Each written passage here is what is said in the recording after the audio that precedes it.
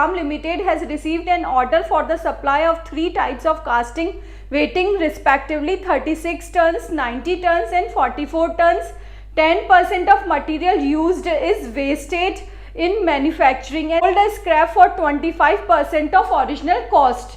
The cost of raw material is rupees 500 per tons. The wages for the 3 types of costing amount rupees 12,000, 31,500, 16,500 respectively. The cost of molds are 1,200, 1,900 respectively. Factory overhead are 30% of wages. Selling, distribution and administration overhead is 20% of works cost. It is desired to earn profit of 25% of selling price. Calculate the selling price per ton. Now we will solve the question. This is a statement of cost of casting, जिसमें first आ गया particulars और ये हमारे 3 columns आ गए casting manufactured के ए, B and C. First है हमारा output. Output हमें क्वेश्चन में गिवन है 36, 90 एंड 54 जो हमने इधर लिख दिया है. नेक्स्ट है कैलकुलेशन ऑफ इनपुट. इनपुट हम कैलकुलेट कर रहे हैं. अब ये देखिए क्वेश्चन में इंफॉर्मेशन गिवन है कि जितना हमने मटेरियल यूज किया था उसका 10% क्या हुआ है, वेस्टेज हुआ है. 10% of material used is wasted in manufacturing. Now we will calculate the input. Question में हमें गिवन है कि अगर हमने 100 यूनिट यूज की है मटेरियल की तो इसका 10% तो क्या हो गया है, वेस्टेज है. और हमारा जो आउटपुट कितना आएगा इसमें 100 माइनस इसका 10% हो गया 10, तो 90 हमारा आउटपुट है. 90 हमारा आउटपुट है तो इनपुट है हमारा 100 और इधर हमारा आउटपुट कितना है 36. तो ये हो गया हमारा 100 divided by 90 into 36. This is the input. Fine. तो ऐसे ही हमने सारी वैल्यूज को फाइंड आउट किया है इनपुट की 40, 100 और 60. फाइन. ये आ गई 40, 100 and 60 tons. This is our input. Now first आएगा हमारा कॉस्ट ऑफ मटेरियल जो कि हमें क्वेश्चन में गिवन है 500 rupees per ton.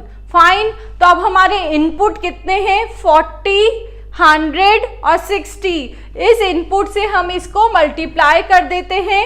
That is 40 multiply by 500,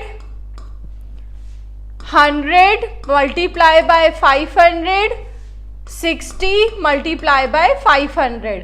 तो ये हमारी वैल्यूज आ गई कॉस्ट ऑफ मटेरियल क्योंकि इनपुट से ही आपको मल्टीप्लाई करना है. फाइन. नेक्स्ट है इसमें से लेस कर देंगे सेल ऑफ स्क्रैप. फाइन. अब सेल ऑफ स्क्रैप के लिए आपको क्वेश्चन में गिवन है कि 25% of original cost. Sale of scrap हुई है ओरिजिनल कॉस्ट की 25%. अब सबसे पहले हमें पता होना चाहिए कि हमारा स्क्रैप दैट मीन्स वेस्टेज कितना था. तो वेस्टेज आपको क्वेश्चन में गिवन था. आपने जितना भी मटेरियल यूज किया है उसका 10% वेस्टेज था, स्क्रैप था. तो ये देखिए वेस्टेज मटेरियल का कैलकुलेशन. अब आपने कितनी इनपुट्स यूज की है, ये यूज की है और इसका 10% आपका क्या हो गया, वेस्टेज हो गया. 4, 10 एंड 6 ये आपके पास वैल्यूज आ गई है. 4, 10 और 6 इतने टन आपका क्या है, वेस्टेज है. फाइन. जिसको कि आप इसकी कॉस्ट से मल्टीप्लाई कर देंगे पर यूनिट कॉस्ट से. दैट इज 500 मल्टीप्लाई बाय 25% आपका सेल ऑफ स्क्रैप से मिला है क्योंकि इसमें बोला है ओरिजिनल कॉस्ट का 25%.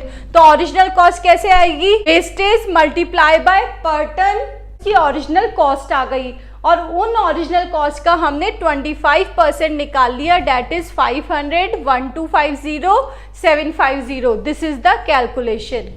फाइन. नाउ अब effective cost of raw material क्या आएगी, आपने इसमें से इसको लेस कर दिया. That is your effective cost of raw material. इसमें हम वेजेस ऐड कर देंगे जो कि क्वेश्चन में गिवन है. हमें डायरेक्ट 12,000, 31,500, 16,500. कॉस्ट ऑफ मोल्ड्स भी आपको क्वेश्चन में गिवन है 1200, 1900. तो इनका सबका टोटल क्या आ जाएगा हमारा prime cost. Fine. Now factory cost के लिए आपको क्वेश्चन में इंफॉर्मेशन गिवन है 30% ऑफ वेजेस।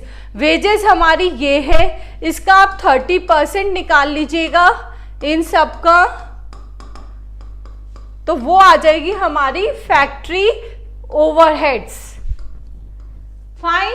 प्राइम कॉस्ट में आपने फैक्ट्री ओवरहेड्स को ऐड कर दिया तो हमारी आ गई वर्क्स कॉस्ट, फैक्ट्री कॉस्ट या वर्क्स कॉस्ट।